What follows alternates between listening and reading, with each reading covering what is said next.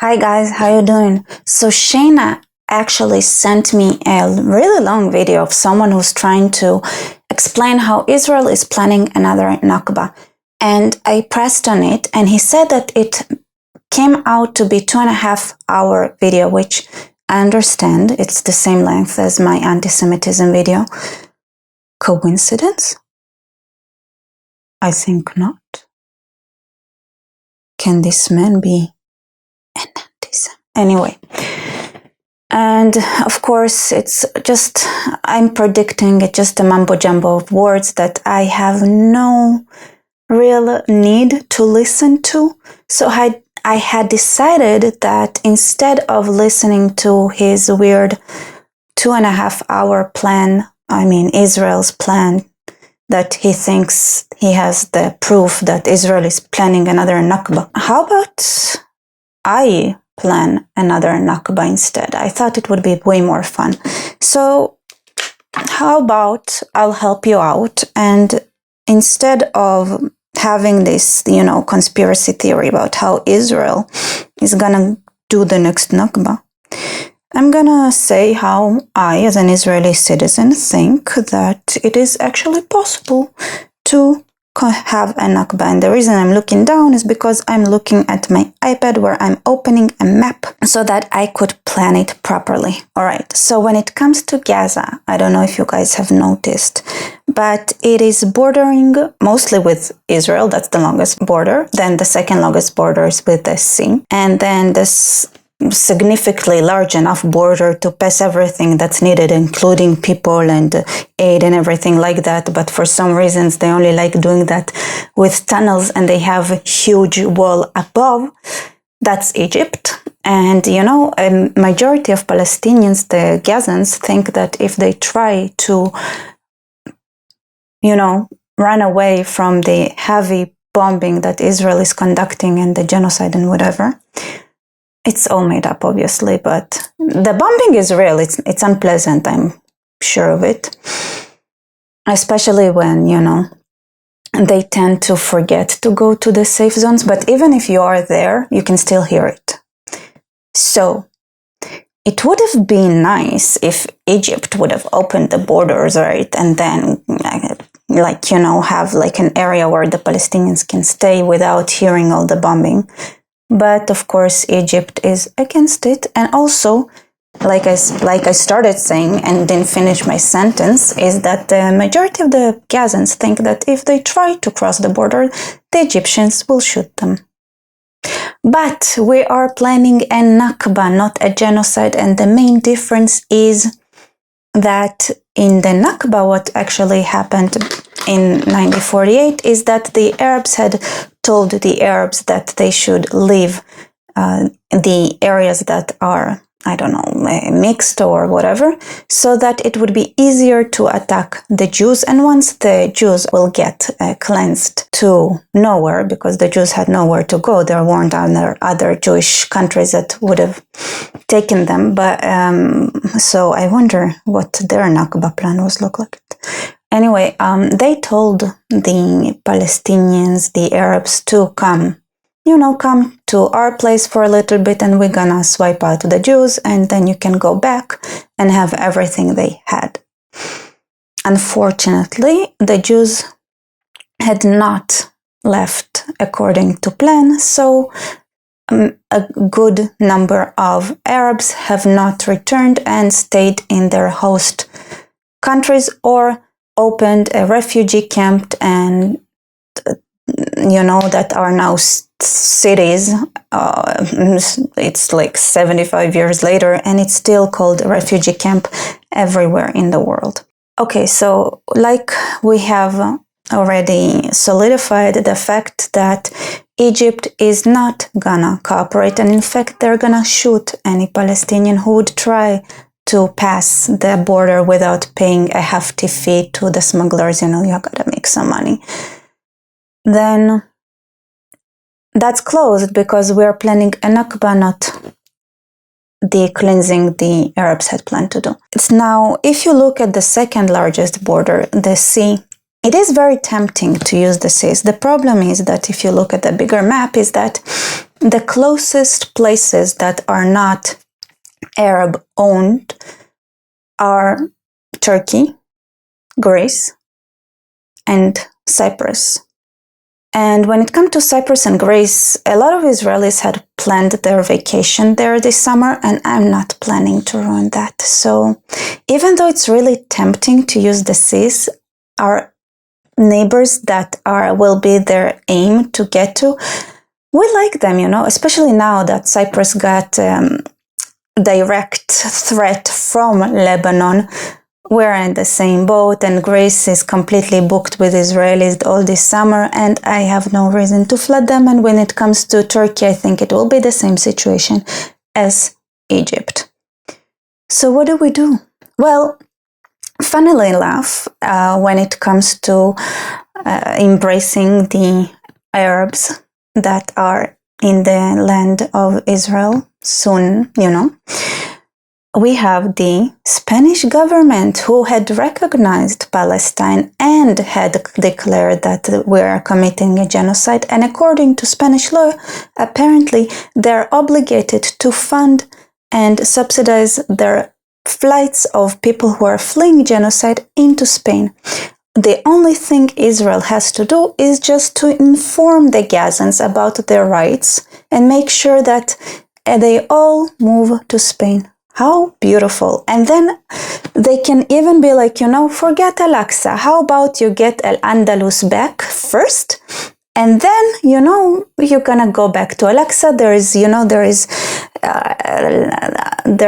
The Islam has the ability to spread, and it's just a matter of time. So why not start somewhere that might be, not as violent and a lot less risky, because the Spanish people apparently are willing to not fight back at all when you conquer them. So get Al-Andalus back, and that would be perfect.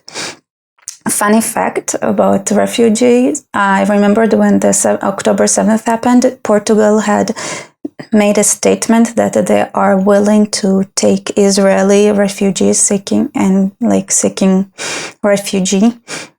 And that's very nice, Portugal. But if we get the Al-Andalus plan going, we're gonna, it's gonna bring us to the same point we are now. So we better stay. It's easier not to move. It's not that Portugal doesn't sound great, and especially if you look at the geographics, it looks like it's more protected from Spain than Israel is from the West Bank when it comes to elevation. But, maybe we should have done it on October 7th already. But it's the Nakba we are planning, not the resettlement of the Jewish state. Okay, Nakba, we're gonna go back to the Nakba. Okay, so we have that point done. And all the Gazans can fly to Spain, courtesy of the very generous Spanish government. And that's it. We'll get the Gazans out. Okay, so now the West Bank is where I'm having troubles to actually planning how to evacuate them. Because again, Lebanon, Jordan, the neighboring countries had learned their lesson, especially when, the Palestinians did the nice things to Lebanon and Jordan, where, the Palestinians, they have a reputation now. In 48, they didn't have it. Now they have it. In Lebanon, they massacred a few Christians here and there, took over the country. Everything went into chaos. Lebanon collapsed. Now Hezbollah runs it. It's a shithole. There is no electricity. When the Palestinians were in Jordan, they were playing football with people's heads. So, and we're planning a Nakba here, not a genocide. So if we just, scare them away, like it was with the Nakba, and the Nakba, what happened was that they started spreading rumors about how cruel the Israelis are, which made life way easier because it encouraged a lot of Arabs to flee, even though those were made up stories like Khan Yunis and stuff. They later admitted they made up those stories because they thought it's gonna, motivate the Arab armies to hit even harder, but it just ended up helping the Israelis evacuate the areas that they had to fight in next. Anyway, a lot of these people that Israel actually invited them back because Israelis are so stupid. So we're not gonna make this mistake when I'm planning the Nakba. If you leave, that's it. It's one-way ticket. No inviting back. This is what happened. Why do we have so many Arabs? It's not only, it's also Arabs, when they get family reunions and marriages, and then the process of giving citizenship continued even after. It's not just the 48 Arabs. And then, even then, Jews were like, hey, you can come back to your homes. Not in my Nakba, no. Okay, so it's a real problem. So we can see that the Arabs in the West Bank are kind of trapped. So there is another option, right? We can still have those rumors running and play the long-term game where it is a person's right to immigrate. I, as an Israeli, can choose to immigrate to another country for job opportunities, better life opportunities. I don't know, because I like it, because better views, because I want to live in the mountains, because I'm suffering from the heat. Who knows why? But people immigrate, and I think it's completely normal. And I don't see why it's a problem. It's only a problem if it's the Palestinians who are doing it, because for some reason it's their holy mission to fight the Jews until there are none left, us or them, which is cruelty. I mean, our fates are very intertwined like that. How about we just let them see what happens to Gazans and get the clue and be like, gradually, one by one, just let them fly and, go to university outside of the Middle East, go to places, start a new life. Yeah, it's more long term, but I think it's legit as well. Because I literally cannot see how you can convince them all go out unless there would be another rumor that Israel is committing genocide, and then we can send them the same way that the Gazans went to Spain. Or you know what? We can tell them, hey, tell the Spaniards that you're also suffering from genocide, and then they're gonna pay for your flights and you can get Al-Andalus back. I think that would be perfect. All right, so those are my Nakba plans, and thank you, Shayna, for the video idea. Like, comment, subscribe. I hope you enjoyed the video. Share that video as well. And I have a Buy Me Coffee link below if you guys wanna help me out and get some better equipment for lives and stuff. And thank you for watching. See you later. We gathered in Jerusalem at the Hebron gate. We checked who was missing and who had survived. Then the Palestinian leaders arrived, including Dr. Khalidi. دكتور حسين فخر خالدي فقلت له ايه رأيك كيف نغطي هالموضوع. I asked Dr. Khalidi how we should cover the story. أنا رأيي إنه نعطيه. He said, we must make the most of this. So he wrote a press release stating that at Deir Yassin, children were murdered, pregnant women were raped, all sorts of atrocities. الاعتداء على الأطفال وكل هالأشياء. Arab radio stations passed on the false reports, ignoring the protests of the witnesses.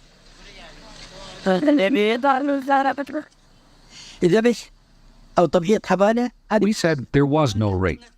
He said we have to say this so the Arab armies will come to liberate Palestine from the Jews. فلسطين من اليوم. وهذا بعتبره أكبر خطأ فادح. This was our biggest mistake. We did not realize how our people would react. As soon as they heard that women have been raped at Deir Yassin, Palestinians fled in terror.